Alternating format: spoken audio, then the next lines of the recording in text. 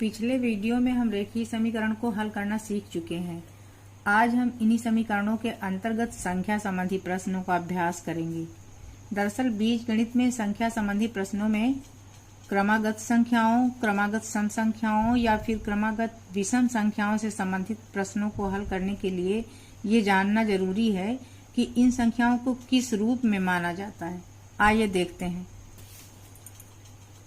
संख्या संबंधी वार्तिक प्रश्न, इनको हल करने के लिए हमें जानना जरूरी है कि क्रमागत संख्याएं क्या हैं। तो क्रमागत संख्याएं तो हम जानते ही हैं कि लगातार जो संख्याएं चलती हैं वो क्रमागत संख्याएं हैं। जैसे 5, 6, 7, 8, 9, 10, ऐसे ही कहीं से भी हम ले सकते हैं। तो क्रमागत संख्याओं से संबंधित जब प्रश्न होगा ना, तो हम संख्या इस तरीके से मानेंगे x, x+1, x+2, यानी x में एक एक जोड़ते हुए हम संख्याओं को मान लेंगे जितनी जरूरत होगी हमें। ऐसे ही अगर प्रश्न संबंधित है क्रमागत सम संख्याओं से, तो सम संख्याएं हमेशा 2 से विभाज्य होती हैं। मान लीजिए कोई भी सम संख्या हम देखते हैं 4, 6, 8, 10, तो एक तो ये 2 के अंतर पे होती हैं और हमेशा 2 से विभाज्य होती हैं। इसलिए इनको जब माना जाता है ना, तो 2x, 2x+2, 2x+4, इस टाइप से हम मानते हैं इनको। अभी हम जब प्रश्नों में अभ्यास करेंगे तब अच्छे से समझ आ जाएगा। ऐसे ही अगर प्रश्न में है क्रमागत विषम संख्याएं, तो विषम संख्या हमेशा वो है जो 2 से विभाज्य ना हो। जैसे 3, 5, 7, 9, 11, तो इनको हम इस रूप में मानते हैं कि 2x+1। x की वैल्यू यहाँ हम कुछ भी रख दें, मान लीजिए विषम संख्या भी रख देंगे, 3 भी रख देंगे, तो 3 दूनी 6, 1 जोड़ा 7, तो ये जो है हमको विषम संख्या के रूप में मिलेगी, x की कुछ भी वैल्यू हो। तो अगर विषम संख्या का प्रश्न है तो हम संख्याएं किस तरह से मानेंगे, 2x+1, 2x+3, 2 के अंतर पे ही होती है ना, इसलिए यहाँ 1 ऐड किया तो यहाँ 3, अगली 2x+5, ऐसे ही हम कंटिन्यू मान लेंगे। अब हम एक एक करके उदाहरण के द्वारा देखेंगे। चलिए एक उदाहरण देखते हैं क्रमागत संख्याओं का। किन्हीं 2 क्रमागत संख्याओं का योगफल 27 है, वे संख्याएं बताओ। तो क्रमागत संख्याएं हमने अभी बताया ना कि x, x+1, x+2 इस टाइप से मानते हैं।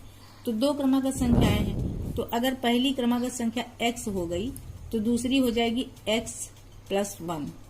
अब कह रहे हैं इनका योगफल 27 है, तो हम इनको प्लस के निशान से योग कर दिया इनका। अब इसका मान कितना दिया है, 27 दिया है।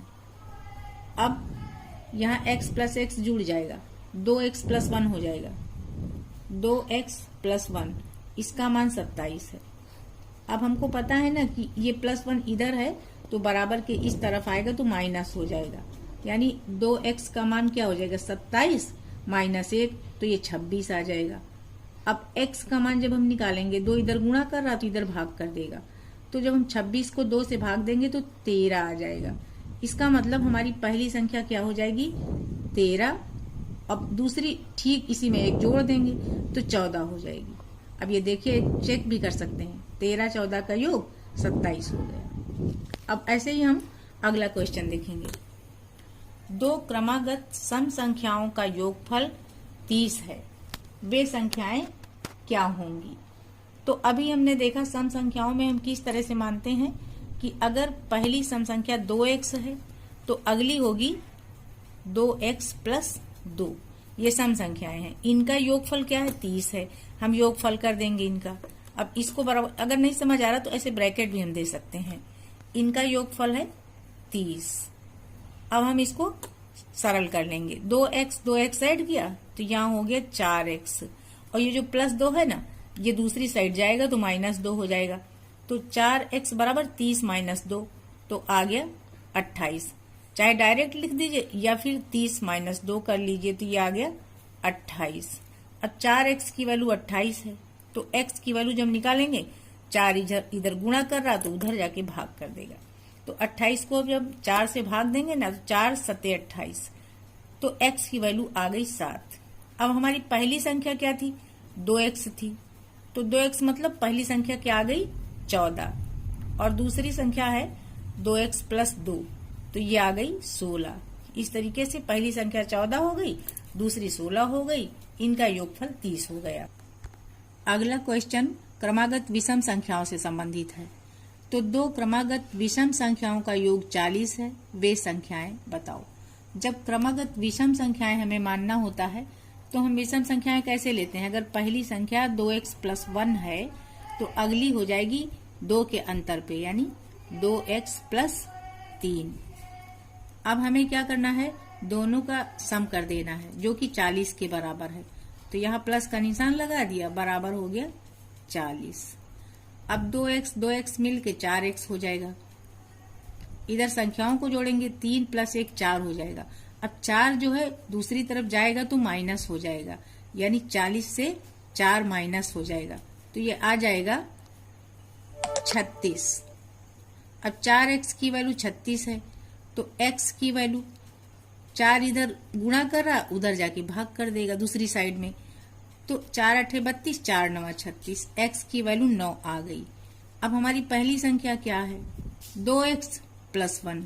अब यहाँ हम जब 9 रखेंगे, 9 दूनी 18 + 1 यानी 19 हो गई। और दूसरी विषम संख्या है 2x + 3।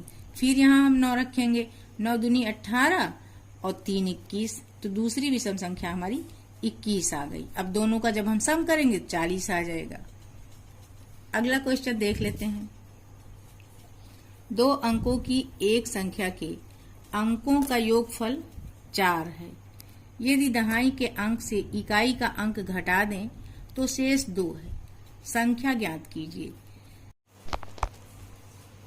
यहाँ पर इकाई और दहाई के अंकों का योगफल है 4। अब हम मान लेते हैं कि इकाई का अंक x है।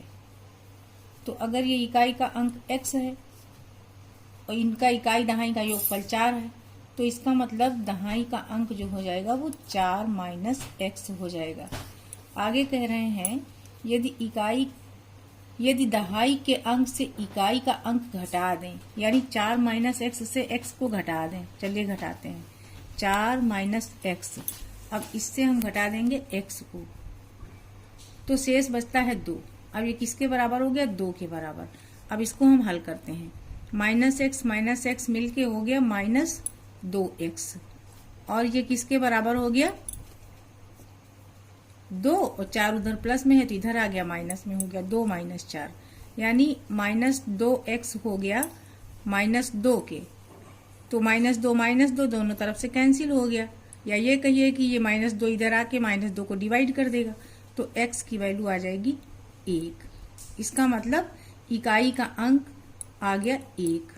अब अगर हम दहाई का अंक निकालें तो वो है 4 -x, यानी 4 - 1, तो वो आ गया 3।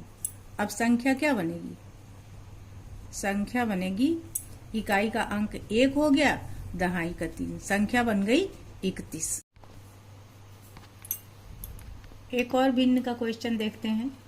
एक भिन्न संख्या का हर 7 है। यदि उसके अंश और हर दोनों में 3 जोड़ दिया जाए, अंश नहीं दिया है, तो हम मान लेते हैं कि अंश उसका x है और हर है 7। तो भिन्न यहाँ पे क्या दी हो गई? x/7। x/7 ये भिन्न हो गई, ये पहली शर्त हो गई। दूसरी कह रहे हैं अंश और हर दोनों में 3 जोड़ दिया जाए, तो हमने अंश में भी 3 जोड़ दिया, हर में भी 3 जोड़ दिया, तो भिन्न का मान हो गया 4/5। अब हमें भिन्न ज्ञात करनी है, तो हम इस वाले समीकरण को हल करेंगे। इसमें वही वज्र गुणन विधि करेंगे। तो 5 जो है x + 3 को गुणा करेगा, 5 गुणा कर देगा x + 3 को, और इधर 7 3 10 हो गया, 10 चौके 40 आ गया। अब यहाँ पे ब्रैकेट खोलेंगे, 5 से x को पहले गुणा करेंगे, फिर 5 को 3 से, 5 3 15 हो गया, ये आ गया 40। अब 5x क्या हो जाएगा? 15 इधर 40 में माइनस हो जाएगा। 40 से जब हम 15 माइनस करेंगे तो आ गया 25। अब 5x आ गया 25, तो x की वैल्यू आ गई, ये 5 डिवाइड कर देगा, इधर गुणा कर रहा है, इधर भाग कर देगा। 25 को जब 5 से भाग करेंगे तो उत्तर आ जाएगा 5। अब x की वैल्यू 5 आ गई, तो हमारी भिन्न क्या हो गई? x/7 है, तो भिन्न हमारी हो गई 5/7। यही इसका आंसर है।